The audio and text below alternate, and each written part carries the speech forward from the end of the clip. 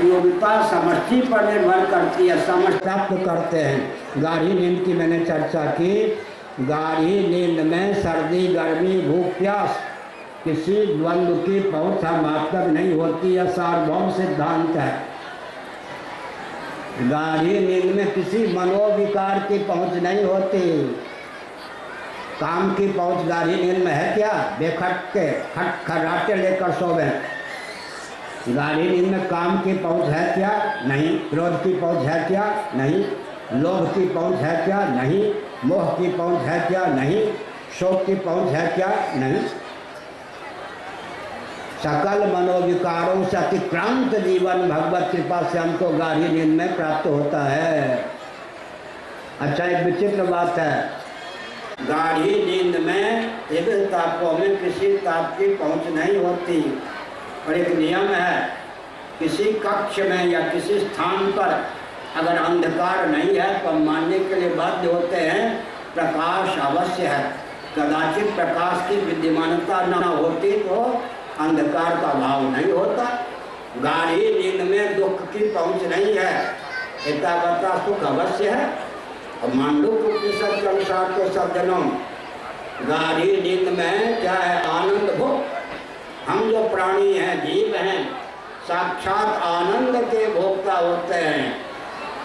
ध्यान दीजिए, गन्ना मैथिली में कुशियार, इक्षुदंड, ईख हिंदी में गन्ना। गन्ना आपको दे दिया जाए चूसने के लिए, एक भैया बैठ जा किसी प्रेम ना गाड़ी नींद में टेंशन को बेकार करते मोबाइल को हटाओ, चुपचाप बैठो। एक व्यक्ति सर के नया, हमने क्या कहा सज्जनों?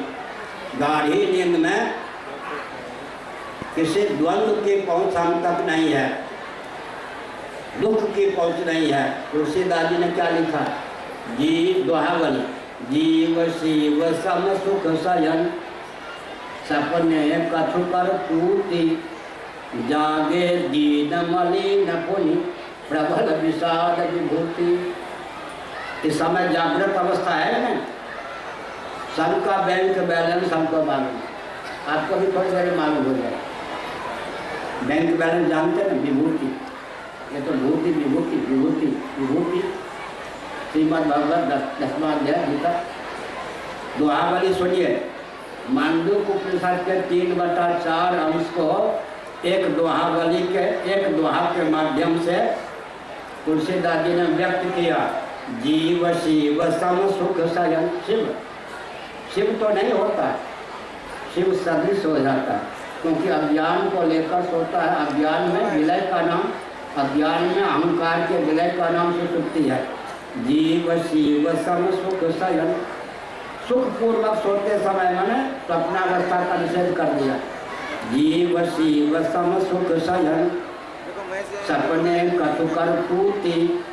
स्वप्नावस्था में कुछ जीवत्व की काली घटा छा जाती है, जगने पर पूछो मत। जागे दीन मलिन पुनि, जगने पर दीनता मलिनता की पराकाष्ठा, क्योंकि कारण शरीर, सूक्ष्म शरीर, स्थूल शरीर तीनों से हम संपन्न हो जाते हैं। बनियान भी, कमीज भी, ओवरकोट भी, कारण शरीर भी, सूक्ष्म शरीर भी, स्थूल शरीर भी।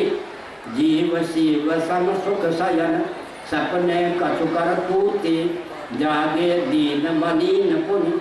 दीनता मलिनता की पराकाष्ठा जागृत में छा जाती है। और विभूति माने बैंक बैलेंस के नाम पर प्रबल विषाद। इसके खाते में कितने रुपये हैं रहने दीजिए, तुलसीदास जी ने सबके खाते का नग्न चित्रण कर दिया।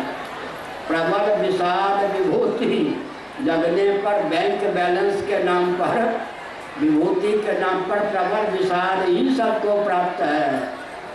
क्या हुआ गया जी? जीव शिव सम सुख सयन, सपने कछु कर पूर्ति, जागे दीन मलिन पुनि, प्रबल विषाद विभूति। तो गाढ़ी नींद में इतनी चीज है, आनंद भूख होकर हम शेष रहते हैं।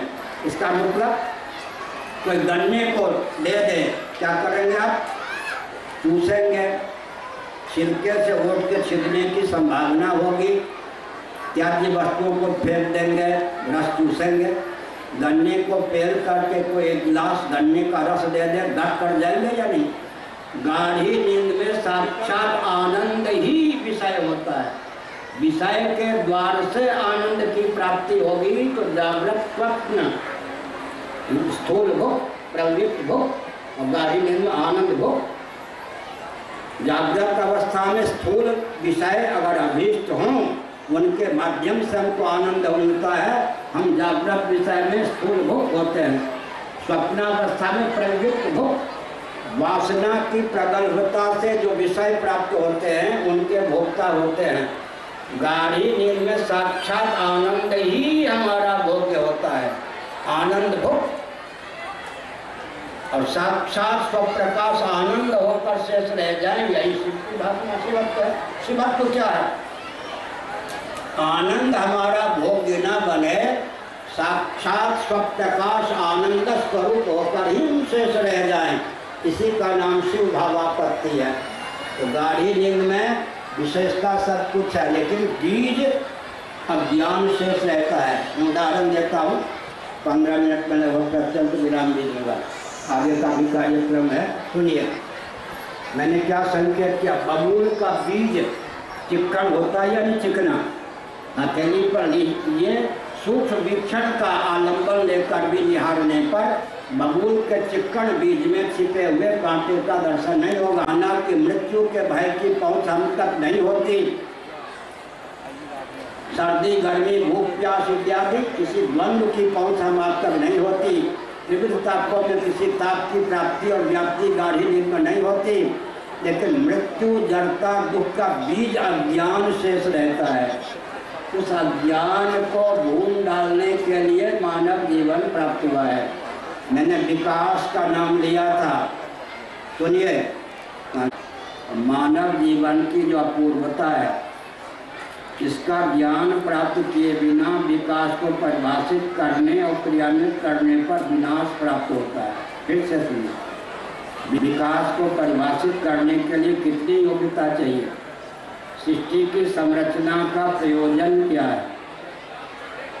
भौतिकवादियों किसी का पता नहीं। सृष्टि की संरचना का प्रयोजन क्या है और मानव जीवन की अपूर्वता, खासियत, विशेषता क्या है? इस तथ्य का जिसको ज्ञान है वही विकास को समुचित रीति से परिभाषित और क्रियान्वित कर सकता है। अब हम विकास को परिभाषित कर रहे हैं, सावधान। राजनीति को भी परिभाषित कर रहे हैं, एक ही परिभाषा है, उसका राजनीति की परिभाषा भी मांग लीजिए, विकास की परिभाषा भी मांग लीजिए। ध्यानपूर्वक सुनिए। कैसा भारत चाहिए हमको? कैसा झारखंड हमको चाहिए? कैसा विश्व चाहिए?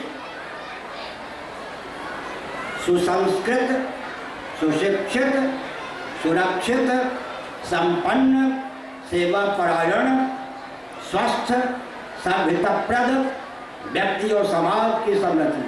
ये राजनीति की परिभाषा, विकास की परिभाषा, इसमें कोई दोष है क्या? ब्राह्मणों का जीवन हमने लिया, सुसंस्कृत, सुशिक्षित, क्षत्रियत्व का समावेश किया, सुरक्षित, वैश्यत्व का समावेश किया, क्या संपन्न, शूद्रत्व का समावेश किया, सेवा परायण, सबको ले लिया।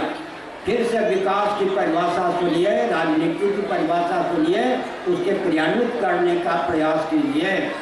सुसंस्कृत, सुशिक्षित, सुरक्षित, संपन्न, सेवा परायण, स्वस्थ, सभ्यताप्रद व्यक्ति और समाज की संरचना। इसमें किसी के शोषण की बात आई क्या? फिर से सुनिए।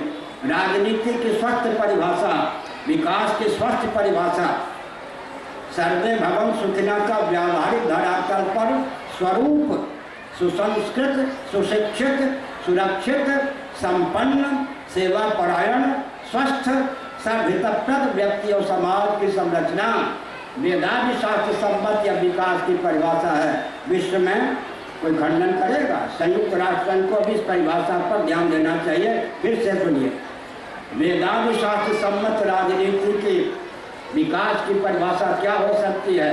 सुसंस्कृत, सुशिक्षित, सुरक्षित, संपन्न, सेवा परायण, स्वस्थ, सर्वहितप्रद व्यक्ति और समाज की संरचना। अब थोड़ा व्यावहारिक धरातल पर बायोलॉजी, बायोलॉजी, जियोलॉजी, बॉटनी, इन सब को मिलाकर हम 3-4 वाक्य बोलते हैं, ध्यानपूर्वक सुनिए।